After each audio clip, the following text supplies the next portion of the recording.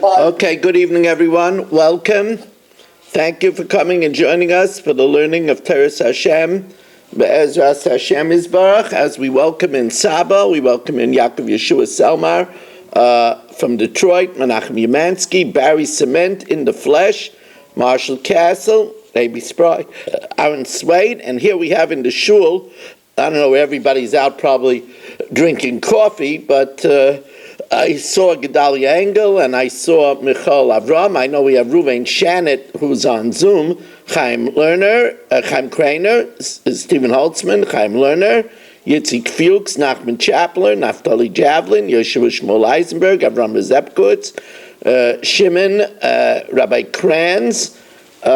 We have Richard Rosenzweig joining us, and here comes Yitzi Muller, Mati, and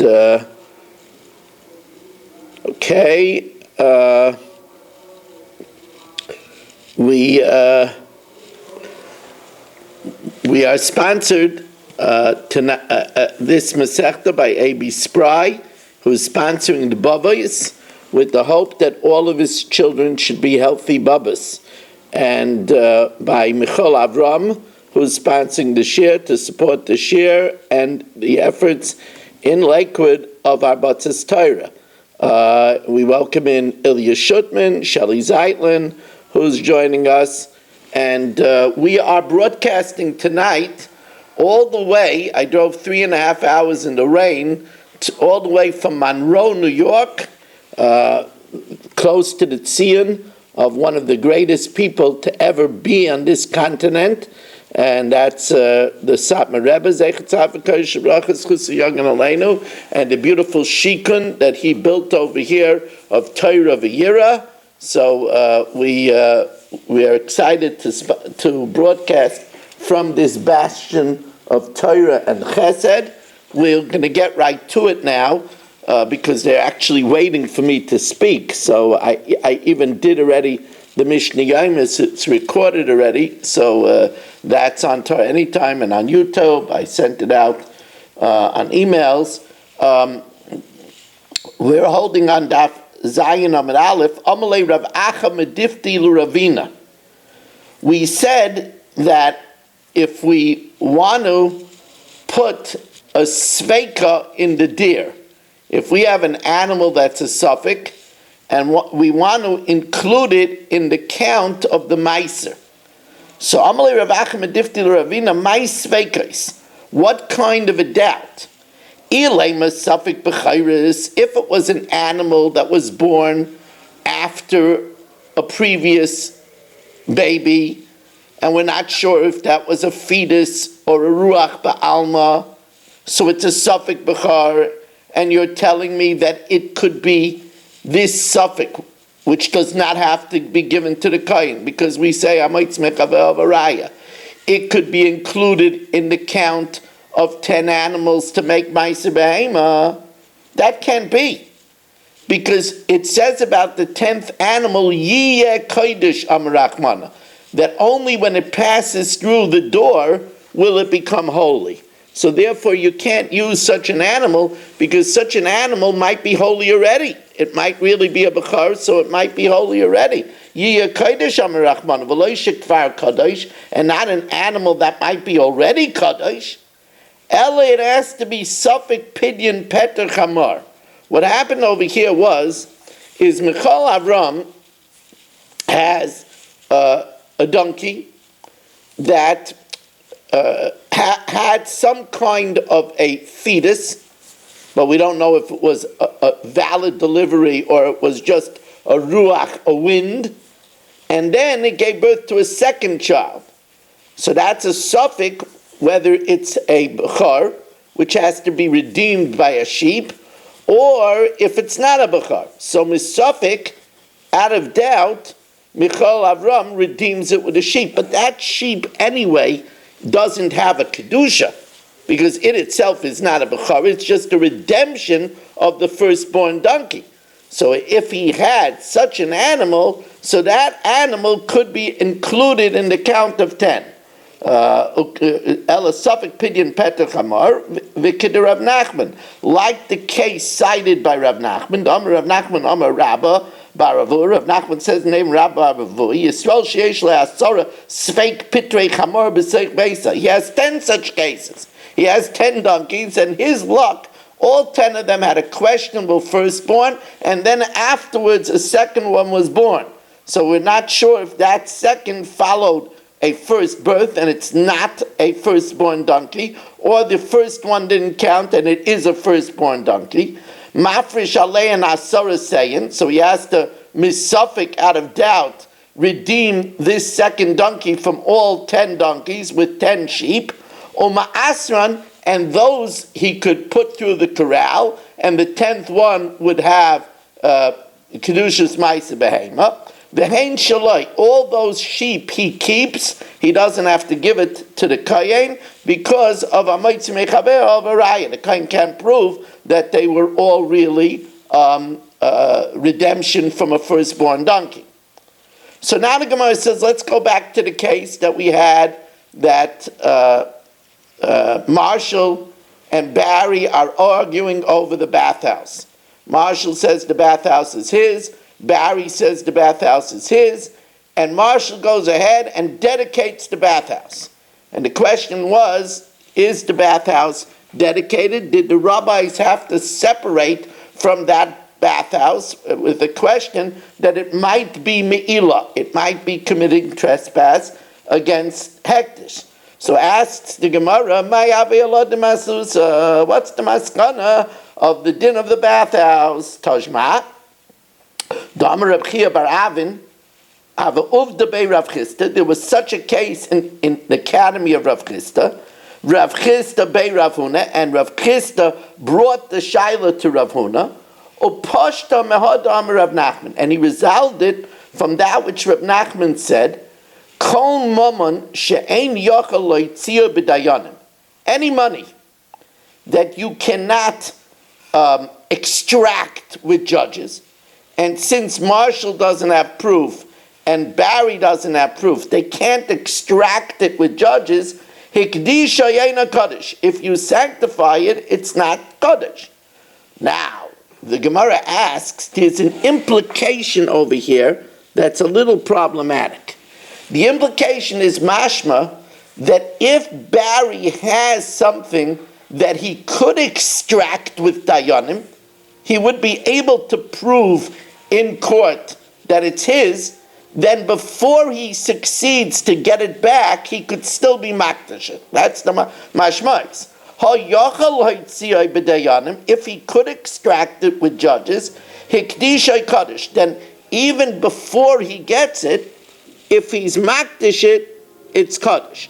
The problem is, but that's not so.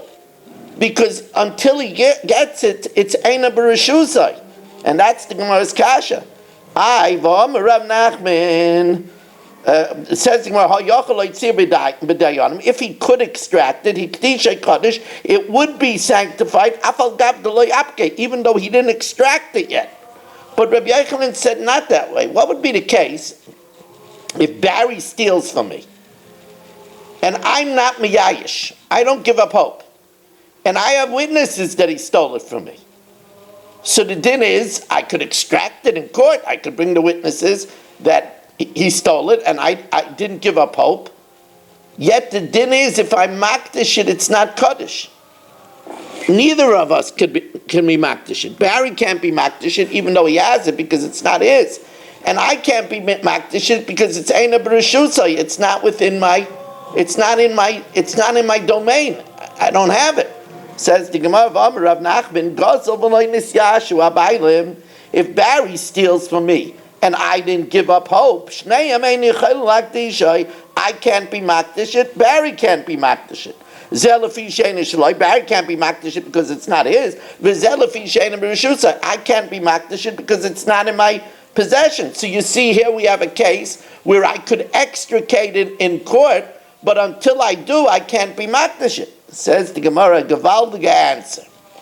Mi savit, do you think b'masusa metaltalin askinan? Do you think we're talking about portable baths that are movable? If it's portable baths that are movable, so then it makes sense that you can't be makdish it if it's not within your rishus. Here we're talking about b'mesusa mikarkoy askinon. Here we're talking about baths that are dug into the ground, that are considered real estate. Now, real estate, remember we said, karka ain't an exelis. Real estate can never be stolen. So if it's mine and I could extricate in court, it is ipso facto already bereshusai. It's already in my ownership because karka is not an exelis. So it's already mine. So that's why you could be makdish. Says the Gemara, here we're talking about b'mesusa mikarkoy askinan. The chiyachal loitzia b'deyana, because if you could extract it with judges, b'reshusay kaim, it's already in your reshus. Now, Tani Rav Tachlifa bar Marava, Kamei di Rabbi Avo, Rav Tachlifa bar Marava taught before Rabbi Avo, Shnayim adukim betalis. Let's get back to the case. Marshall and Barry are both holding a talis. So in our Mishnah we said, Yachloiku. Divided. However, the Gemara now tells us a little bit more information. The Gemara tells us here, if let's say Marshall is holding on to a quarter of it, and Barry is holding on to a fifth of it. So Barry gets the fifth that he's holding on to, Marshall gets the quarter that he's holding on to, and the rest they split. But whatever each one is holding, they get it, because since they're holding it, it's considered theirs. And that's what the Gemara says. Let's see it inside. Tani Rav Tachlifa bar Marava Kami de Rav Avo. Shnayim adukim talis. If Marshall and Barry are both grabbing onto the talis, zen noitel ad mikoim shiyodei magas. Barry takes until where his hand gets up to. So if it's a fifth, he takes a fifth. If it's a third, he takes a third. And zen noitel ad mikoim shiyodei magas. And Marshall takes until where his hand reaches. Vashar, and the rest, kolkim mishab. So it's not 50-50. If Marshall is holding a fifth, he gets a fifth. If Barry is holding a third, he gets a third. And the remainder they split. And Machvile Rabbi Avo showed up to imply that you have to make a shvuah to Hashem. That even the part that he's holding, you have to swear, ubishvua. And as Taisus explains, don't think that the shvua is not for what they're holding. Because remember, we said that the reason why we made this is a takana that not everybody shouldn't go and grab each other's talis. And therefore you make the shvua even about the part that you're holding. So the Gemara says, but our Mishnah says yachloiku. Here you're saying different than yachloiku. You're saying that Barry gets whatever he's holding, Marshall gets whatever he's holding, and we only split the rest. The Mishnah is mashma, it's 50-50. Elamachsnis in the Tani, the Palge Bahadadi, that they split it in half, that each one takes to where their hand reaches. So what's the case of the Mishnah? So the Gemara says, Rav Papa says simple, that they're both holding it at the edge. They're both holding it at the fringes, at the edge, and therefore then they split it in half. Now here is an interesting thing. We know that one of the ways to make a kinyan is a kinyan suder, where if I want to buy something from let's say I want to buy something from Shelley, so I give him a handkerchief, and he takes the handkerchief, and in lieu of that handkerchief, I acquire whatever he's selling to me. Let's say he's selling to me chess set. So I give him the handkerchief. As he acquires the handkerchief, I get the chess set. That's called kalipin. That's called barter. Now, we would assume that the only time I get the chess set is when my hand releases the handkerchief to Shelley. If I'm still holding the handkerchief, then Shelley doesn't have it. Says the Gemara, not exactly. If Shelley is holding 3.3 finger breadths of the handkerchief, which is a din of a keli, because for a kinyan you need a keli. We learned that out because the pasuk says in Rus na'aloi, a shoe, so you need a keli. If Shelley is holding the minimum of 3.3 finger breadths, which is a minimum beged of the handkerchief, it's considered as if it's cut off by him, because whatever you're holding is yours. So then, even though we're holding the rest of the handkerchief, since he gets that 3 by 3 finger breadth piece, then I acquire the chest set. Let's see it inside. Amra Mishashia Shmami no Hai Sudra, a handkerchief. Came on the toughest base shalosh. As soon as Shelley holds on to 3 by 3 finger breadths, Karinan Bay Venosan L'Reyayu, even if I'm still holding the rest of the handkerchief, it's considered like it's given over to the friend, and the commander psik dummy, because it's as if that part of the handkerchief is cut off and is his, and then Vikani, and I acquire the chest set. Says the Gemara, but in Maishnomer Rav Chisda, but by a get, we say differently, as we welcome in Dr. Reuven Guy for our 33rd Zoomer of the evening. You know, these 30 plus evenings are getting very exciting. I'm telling you, it's really beautiful. I think I have to hang off and come on the end of this year. I was like 39 Matzah Shabbos and Sunday. Okay, well, I'll tell you one thing. You could stay here as long as you want. We don't want you cutting off. And it's nice to have you. We wish we could see you. But Lag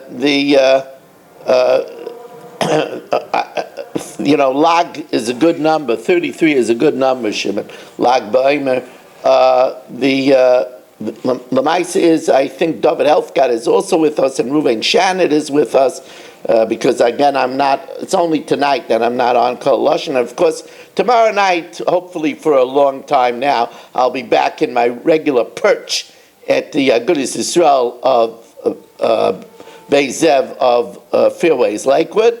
It actually was quite a difficult drive, 3.5 hour drive in the pouring rain to get here, but well worth it. That when I finish the shir, I'm going to give a room full of amazing Hatzalah men and their wives, chizik. So I'm looking forward to doing that. Michal has joined us for our 34, and yes, David Helfgott said he's with us on Zoom. Welcome. Says the Gemara, it seems to be that we don't say this by a get. Why is it different than Rav Chisda? The Rav Chisda, get biyada. If, let's say, Chatzkel gives his wife, Suri, a get, Umeshicha biyada, but as he gives her the get, it's attached with a string, and he's still holding the string. So we say, Im yochel lenaskai, if the string is strong enough that he could pull it, ulahavio etzlai, and bring it back to him, then Eina Megureshes. Vim lav, but if he can't pull it with the string would snap, then she's Megureshes. The question is, but we said that if it's in our hand, it should be considered like it's cut off.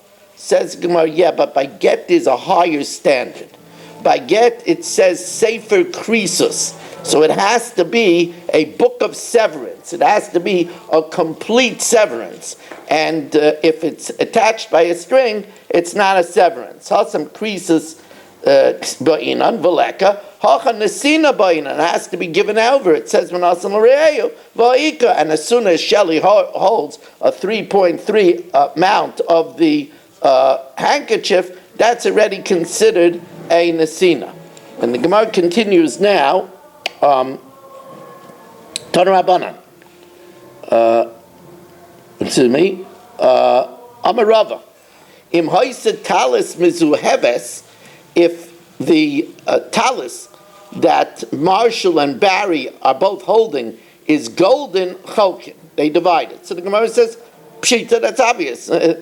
Since they're both holding it, they divide it. If they're both holding it at the edge, they divide it 50-50. What's the difference if it's golden or not?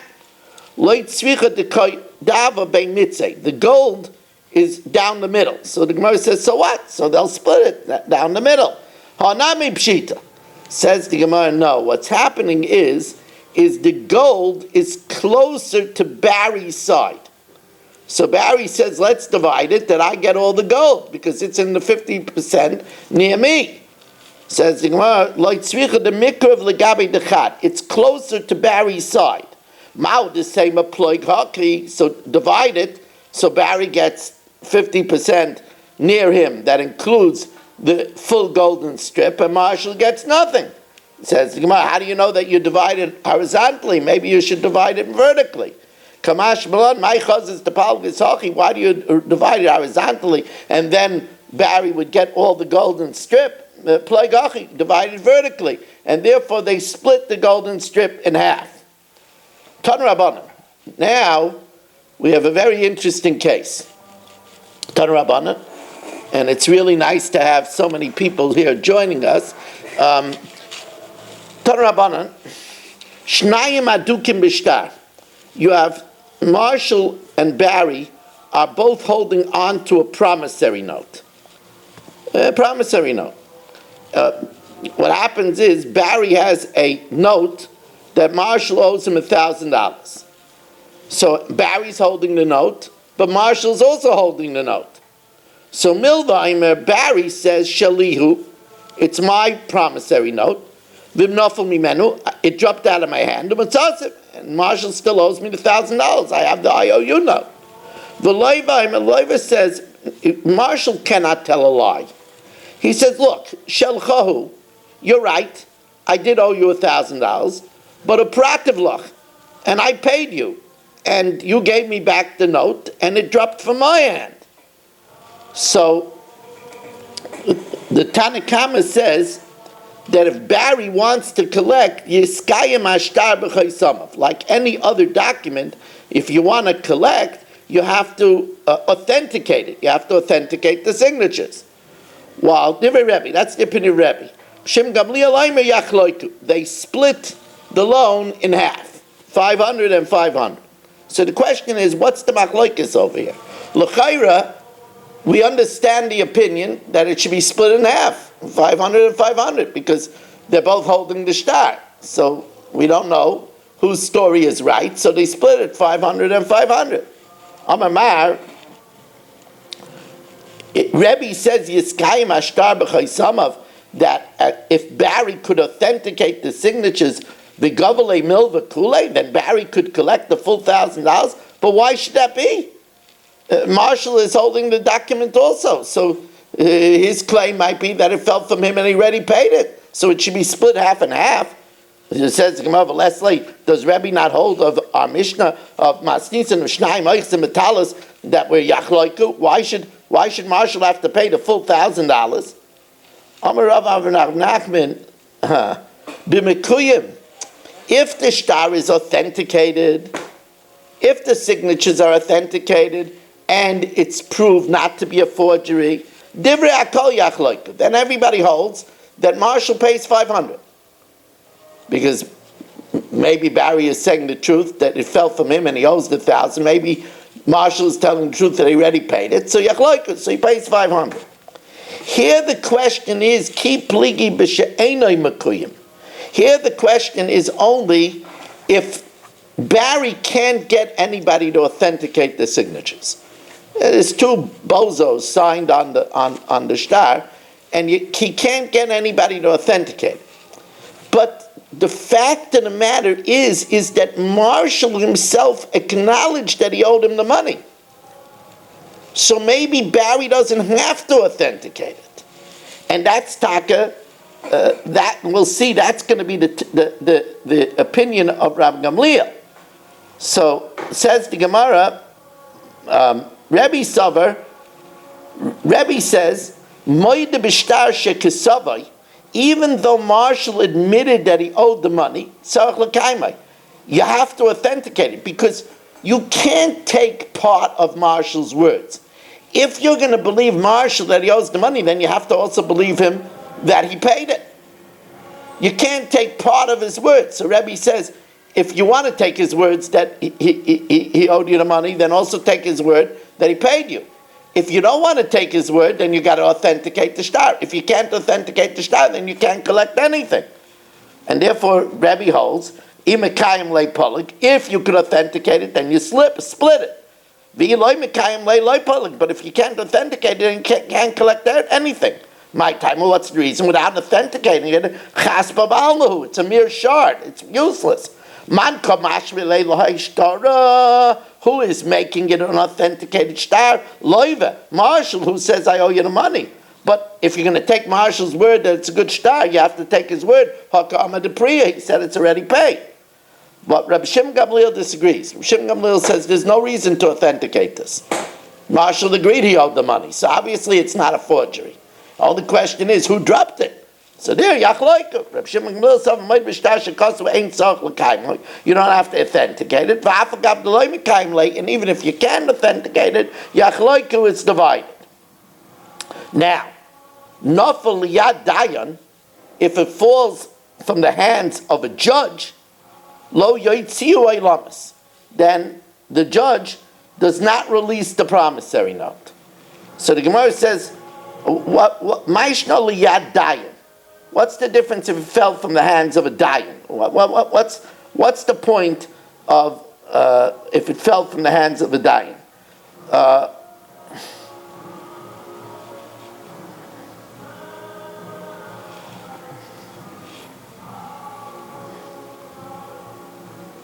I mean, the question is, we don't know who he found it from.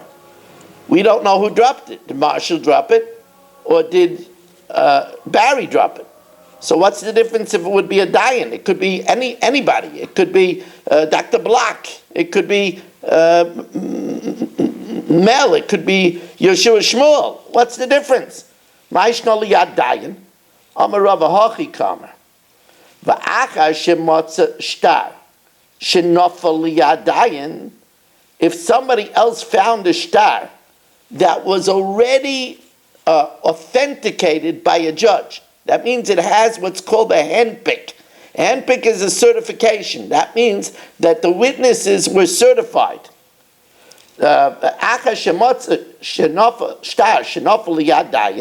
If somebody found a shtar that was already certified by a dayan, the kasabay handpick, so it was already certified, but we still don't know who did it fall from. Did it fall from Barry, or did it fall from Marshall and he already paid? Lo yotziu eilamas. And it's building up to a climax. V'loy mibay. It's no chiddush like kasabay handpick. If there's no authentication, maybe there was never even a loan, because maybe Marshall wrote it and then didn't take the loan at the end. So v'loy mibay like kasabay handpick di'ikilamema kasab lil voice v'loy loiva. He wrote planning to take a loan, but he didn't take a loan. Even if there is a certification, the Mekuyim, it was therefore certified, and we know the loan was given, but we still don't know who it fell from. Because we're concerned that Marshall already paid, and he fell from him. Rabbi Yaisi says, Rabbi Yaisi says that no, the IOU note is valid, and we're not chayshin on the peruin, right? And there's a very big reason to say that we don't suspect that it was paid. Because if it was paid, what do you think Marshall will do as soon as he gets back the shtar? He'll rip it up. He's not going to keep it around. It's going to cause a lot of trouble. So Rabbi Yaisi says if it fell, it probably fell from Barry. It wasn't paid yet. And Rabbi Yaisi, and we don't suspect that it was paid already. Says the Gemara, Rabbi Yaisi is not concerned that maybe it was paid already. But Tanya, if you find a shtar ksuva in the marketplace, Bisman Shabal Moide, if the husband admits that he didn't pay the ksuva yet, right? So then Yazalisha, we return it to the woman. Eina Bal Moide, if the husband doesn't admit, Lo Yazar Loy Lazeh V'Loy Lazeh. We don't return it to the husband, we don't return it to the wife. Rabbi Yaisi says no. Oida tachas baila, if he's still living with his wife, so then there's no reason for him to pay up. Why would he pay up the ksuva if he's still living with the wife? So yazal isha, we return it to the woman. If nis'amala in niskarsha, if they were widowed or divorced, lo yazal loy lazeh, we don't return it to the husband, nor we return it to the wife. So you see that why don't we return it to the husband? Why don't we return it to the husband? Because obviously Rabbi Yossi holds that we're chayshish leperoin. We're afraid that the woman paid it up. So the Gemara says, you're right. Epach. Nafal liyad dayan, if it fell into the hands of the dayan, lo yoitzi ilamas, divrei Rabbi Yossi. If it fell into the hands of a dayan, you don't, lo yoitzi ilamas, we don't give it to anyone, but rather we say Murachat Shiyave Eliyahu because we're chayshish that it was maybe paid up and it fell for Marshall. Divrei Rabbi Yossi. We give it back to Barry. We're not afraid for Pirayin because if there was Pirayin, then Marshall would have torn it up. Says the Gemara, Ihachi Kasha the Rabbanan ad Rabbanan, the Shver Rabbanan and Rabbanan, because here it says that in the second brisa that the Chacham hold that Harihu Cheskasai says the Gemara, Shtar Ksuva, the din of Ksuva, Kula Rabbi Yossi. It's all Rabbi Yossi. The Chesurei Mechsera, there's something missing over here. V'hachi Ketani. Ein Abal Maida, if the husband doesn't admit that the Ksuva is not paid yet, then lo yazel loy lazeh v'loy lazeh. You don't return it to either one. You don't return it to him because maybe it was paid already, and you don't you don't return it to her because maybe it wasn't paid yet. You don't return it to you don't. Lo yazel loy lazeh v'loy lazeh. You can't return to either one. You can't return it to the husband because maybe he didn't pay the ksuva yet. You can't return it to her because maybe he did pay the ksuva already. And we don't say that if she would have, if it was paid already, then we don't say that if the ksuva was paid already, that who would rip it up. If the ksuva was paid already, right? We don't return it to her because maybe he paid it already, and we don't say that if he paid it already, he would have ripped it up. And on the other hand, we don't return it to him because maybe he didn't pay it yet. Now, says the Gemara, Bama devar mamurim shenisar maloi niskarsha, where they were widowed or divorced. So there's a tzad to say that the ksuva was paid. But if they're still married, there's no reason for him to pay it, then yazalish, you return it to the woman. If it's still living with the husband, yazalish, and this alma and this gasha, if they got widowed or divorced, it's not returned to either one. And as we said, according to Rabbi Yossi, we're afraid that maybe it was paid up, and therefore you can't return it. You can't return it to the woman because maybe it was paid up. Don't have to switch it around. Rabbi Yossi l'divrayim d'Rabbanan kamalu. Rabbi Yossi is saying according to the rabbis. Lididi, according to me, I feel in this armala in this gasha. Even if they're widowed or divorced, I don't hold that we're worried for pirayim, because if the husband would have if the husband would have paid it up already, he would have ripped it up right away, and therefore we don't think it's paid up. So I feel in this armalo in this gasha, even if they're widowed or divorced, nami loichashinu pirayim. So we return the ksuva to the woman. According to you, oduli mias, at least admit to me that there's no reason for him to give a ksuva. I mean, they're still living together. The yazal isha, that you should return the ksuva to the isha. The labas pironi, there's no reason for them to pay up yet. They're still married together. V'amru Rabbanan, Rabbanan say, no, we're worried that maybe maybe he gave her bundles for her ksuva because he didn't want her to have to deal, if he dies, he didn't want her to have to deal with the Yarshim, with the Yisayimim, so he gave her bundles of cash for the ksuva, and therefore we're worried about that, even in the event that she's still living with him. Ravina Amar la'olam epa kamaisa. Switch around the first din. The time of the Rabbanan hacha, and the reason why the Rabbanan say that we say that the one who finds it has to keep the ksuva and he can't give it back, it's for a different reason. Because we're afraid that the husband maybe wrote a second ksuva. We're afraid that the first ksuva was lost. It was a ksuva de irkasa. The first ksuva was lost. And after the first ksuva was lost, he wrote her a second one. And if we're going to return now this ksuva, she could collect with one ksuva in one court and another ksuva in another court. Reb Yaisi, why isn't he worried about that? He's not worried about two ksuvas. The reason why he's not worried about two ksuvas is because if a second ksuva would have been written, it would have a curl, and people would know that they're two ksuvas. Now,